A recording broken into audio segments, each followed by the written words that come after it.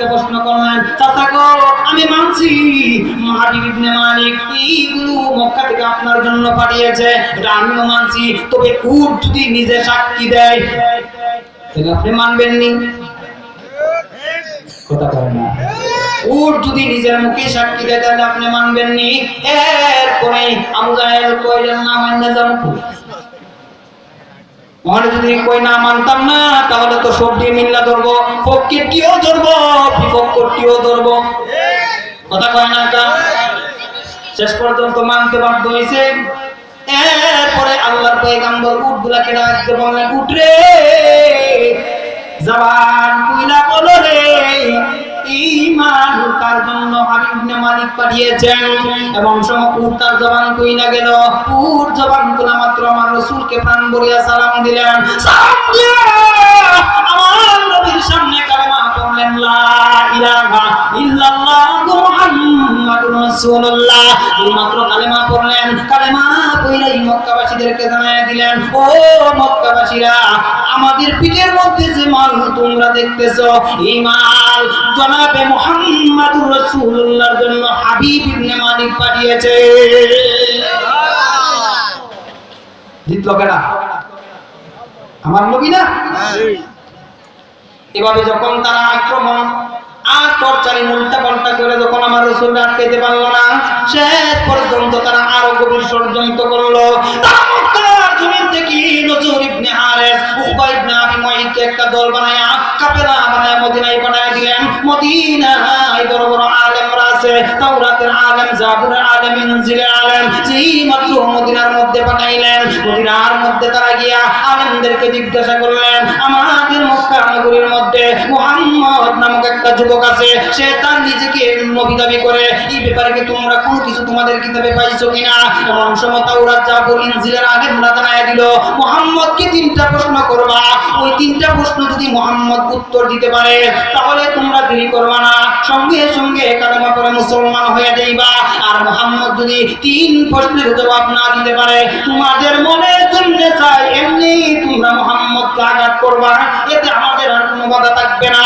তারপরে তারা আবার মক্কায় ঘুরে আসলেন। মক্কায় ঘুরে আইসা আবু জাহেলকে কথা জানায় দিলেন। আবু জাহেল তার ঢোল পিটাইয়া আল্লাহর পয়গম্বরের সামনে এসে দাঁড়াইলো।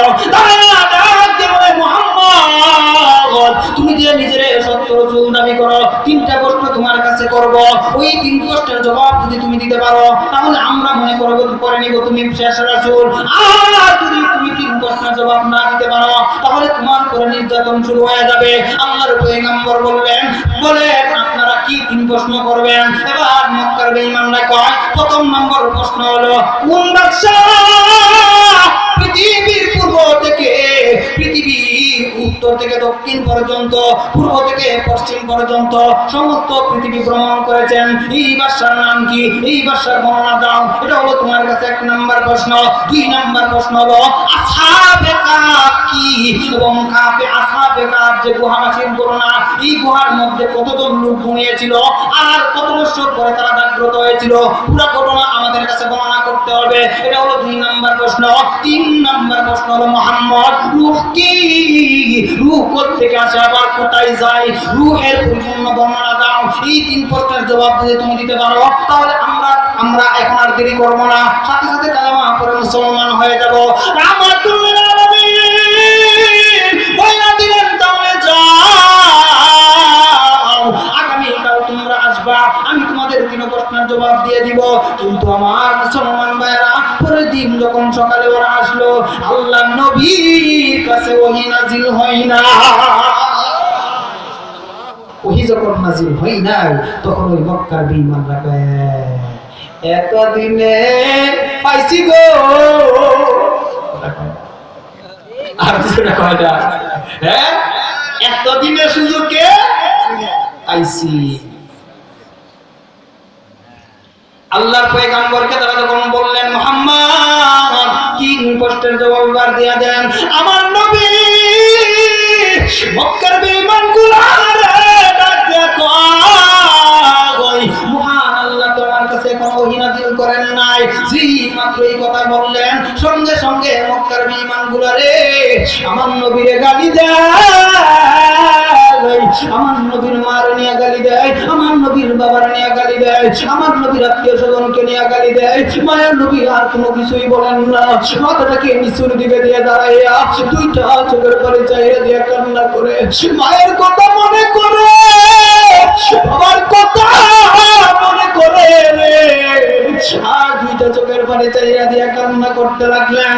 মক্কার বিমানরা গালিগালাজ করে চইলা গেল। চইলা যাওয়ার কয়েকদিন পরে আবার আল্লাহর পয়গম্বরের সামনে একজন সাহাবী আয়েশা দুইটা চোখের পানি চাইয়া দিয়া কান্না করতে লাগলেন।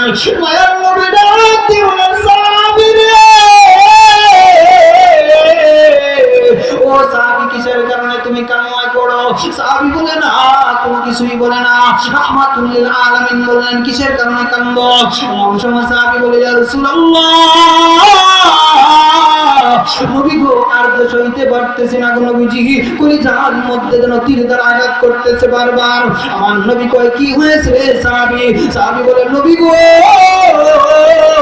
আমি মক্কার মুখ রাস্তা দিয়ে আসতেছিলাম, মক্কার বিমানগুলো আমার দেখা দেখা গো নবী আপনারে গালি দেয়, আপনার মাকে গালি দেয়, আপনার বাবাকে গালি দেয়, আপনার বংশকে গালি দেয়।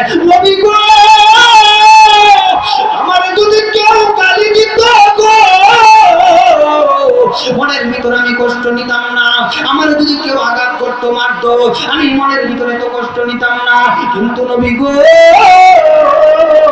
কেউ যখন আপনার গালি দেয় আমি আর বরদাস্ত করা সম্ভব হয় না। নবী গো, বলেন না, বলেন না, মহান আল্লাহ কি আপনাকে তিন প্রশ্নের জবাব জানায় দিবেন না? এই কথা বইলা সাহাবী কান্না শুরু করে দিলেন। 10টা দিন অতিবাহিত হয়ে গেল, এখনো পর্যন্ত এই নাযিল হয় নাই। মক্কার বিমানরা আমার নবীর গালিগালাজ করতে লাগলো। অন্যদিকে আমার নবীর আপন সাহাবী আবু লাহাবের স্ত্রী, যার নাম ছিল উম্মে জামিল। উম্মে জামিল মক্কার প্রতিটা ঘরে ঘরে ঢুইকা মক্কার মানুষদেরকে জানায় দেন, শুনো রে, মুহাম্মাদের রব মুহাম্মদকে ভুলে গেছে, মুহাম্মাদের কাছে একটা শয়তান নাযিল হইতো, ওই শয়তান এখন আর আসে না, এবার মুহাম্মদ সিপাহী কইরা গেছে। এই কথা বলে আরো প্রকার জানায় দেয়, এই কথা বলে আমার নবীর গীবত করে। আমার ভাই, যেই মাত্র আপন চাচির কথাটা আমার নবী শুনল রে, আমার নবীর চোখের পানিগুলো আরো বাইরে গেল। নবী আমার আকাশের দিকে তাকাইয়া দেখো, আর বরদাস্ত করতে পারতেছি না, রব্বো, আমার কলিজাটা সিরা পাইরা ফলাইতেছে। মক্কার বেঈমানগুলা আমার আপন চাচি ভাইয়া আজকে আমার বিরুদ্ধে কথা বলতেছে। আমার যদি আজকে মা থাকতো তাহলে তো আমার বিরুদ্ধে এত ষড়যন্ত্র হইতে পারতো না। এই কথা বলে না, আর দুইটা চোখের পানি চাইরা দিয়া কান্না করতে লাগলেন। ঠিক 14 দিন পরে মহান আল্লাহ রাব্বুল আলামিন ওই নাযিল করলেন। জিবরাইল এসে ডাকতে বলেন, ইয়া রাসূলুল্লাহ, ইয়া হাবিবাল্লাহ, নবী গো, ও নবীজি আর কান্না কইলেন না। আমার নবী জিবরাইলকে পাওয়া মাত্রই ডাকতে বলে, ও ভাই জিবরাইল, 14টা দিন তুমি কোথায় ছিলে রে? তোমারে না দেখা তোমার ভীষণ যন্ত্রণা শুরু হয়ে গিয়েছিল, আর কেনই বা মহান আল্লাহ 14 দিন পর্যন্ত ওহী বন্ধ রাখলো? কি কারণে? এমন সময় জিবরাইল কয়, নবী গো, 14 দিন পর্যন্ত ওহী বন্ধ রাখার পিছনে কারণ হইল আপনি যেই সময় তাদেরকে বলছিলেন যাও আগামী কালকে আইসো, আমি তোমাদের 3 প্রশ্নের জবাব শোনায় দিব, এই সময় আপনি ইনশাআল্লাহ শব্দটা উল্লেখ করেন নাই। যদি ইনশাআল্লাহ শব্দটা আপনি উল্লেখ করতেন তাহলে 14 দিন পর্যন্ত ওহী নাযিল হওয়া বন্ধ হইতো না। ও নবীজি, 3 প্রশ্নের জবাব দেওয়াটা এটা আপনার ক্ষমতার ভিতরে নাই, এটা একমাত্র মহান আল্লাহর ক্ষমতা। মহান আল্লাহ চাইলে আপনারা জানাইতেও পারেন, মহান আল্লাহ চাইলে নাও জানাইতে পারেন। এই জন্য মুসলমান ভাই আমার, কোনো কিছু বলতে গেলে ইনশাআল্লাহ শব্দটা লাগায়া বলবেন, তাহলে এর ভিতরে শয়তান আর কোনো কিছু করতে পারবে না। উম্মতের জন্য অনেক বড় একটা শিক্ষা। এরপরে মহান আল্লাহ রাব্বুল আলামিন সূরা দুহাটা নাযিল করলেন। কেন নাযিল করলেন? এবার আল্লাহর পয়গম্বর জিবরাইলকে ডাক দিয়ে কয়, জিবরাইল রে, মক্কার বেঈমানগুলো কয় আমার রব নাকি আমারে ভুলিয়া গেছেন, আমার রব নাকি আমাকে ভুলিয়া গেছেন। এই কথাটা কি সত্য? আমার আল্লাহ কি আমারে ভুলিয়া গেছেন? এমন সময় মহান আল্লাহ সূরা দুহাটা একসাথে নাযিল করলেন। আল্লাহ জানায়া দিলেন, ওয়াদুহা ওয়াল্লাইলি ইযা সাজা। ও নবীজি, দিনের গুরুত্বপূর্ণ কিছু অংশের কসম খাইলাম, রাতের গুরুত্বপূর্ণ কিছু অংশের কসম খাইলাম। নবী গো, মা ওয়াদ্দাআকা রাব্বুকা ওয়া মা ক্বালা। আপনার রব আপনাকে ভুলে যায় নাই। নবী গো, আপনার রব আপনাকে ভুলে যায় নাই। মা ওয়াদ্দাআকা রাব্বুকা ওয়া মা ক্বালা ওয়ালাল আখিরাতু খায়রুল লাকা মিনাল উলা। ও নবীজি, অচিরেই মহান আল্লাহ আপনার এমন কিছু দান করবেন, একটার চাইতে আরেকটা বড় দামি হবে, সম্মানী হবে। সুবহানাল্লাহ। কি দান করবেন? এটার ব্যাখ্যা বহুত লম্বা, যাওয়া সম্ভব, যাওয়া কি সম্ভব।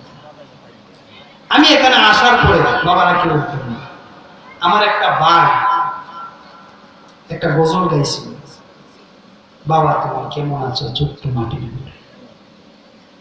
আমি সবগুলা বরদাস্ত করতে পারি, কিন্তু এই গজলটা আমি শুনলে আমি ঠিক থাকতে পারি না, আমার কলিজা সিরা কান্না বের হয়ে যায়। কেন জানেন? আমি ছিলাম একটা গরু রাখাল, আমার বাবা দিন মজুর ছিল, খুব কষ্ট করছে, অনেক কষ্ট করে লেখাপড়া করেছে। বাবার উদ্দেশ্য একটাই ছিল, আমার ছেলে একদিন বড় আলেম হবে, দুনিয়ার মানুষের কানে কানে দিনের দাওয়াত পৌঁছে দিবে। আর কোনো কিছু উদ্দেশ্য ছিল না।